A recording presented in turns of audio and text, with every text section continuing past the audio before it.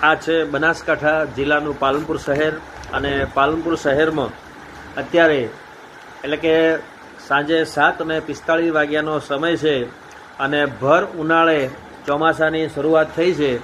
આપ જોઈ શકો છો કે વીજળીના કડાકા ભડાકાની સાથે વરસાદ ચાલુ ધીમી ધારે વરસાદ ચાલુ થઈ ગયો છે।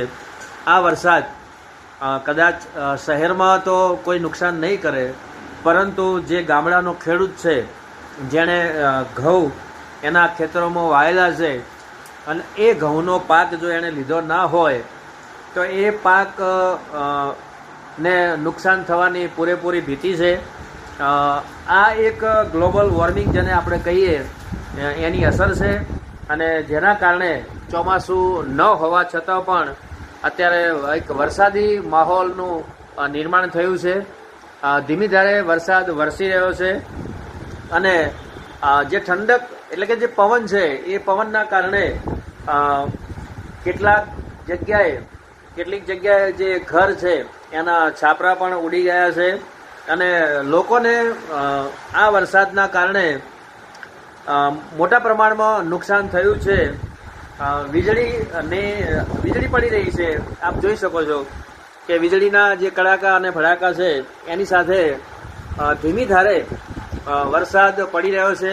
આકાશ છે એ ચોમાસાની જે સિઝન હોય એની જેમ કોરંભાયું છે। આકાશની અંદર વાદળો આપણને દેખાય છે અને આ જે વરસાદી માહોલ છે એ વરસાદી માહોલ કદાચ વૃદ્ધો અને જે નાના બાળકો છે એમને બીમાર પણ કરશે। મચ્છરોનો ઉપદ્રવ વધશે અને બીમારી છે એ બીમારીનું પ્રમાણ પણ વધશે। એવું આ જે ચોમાસું નથી અને વરસાદની જે વાતાવરણ છે એના કારણે આ એક પરિસ્થિતિનું નિર્માણ થયું છે। લોકોને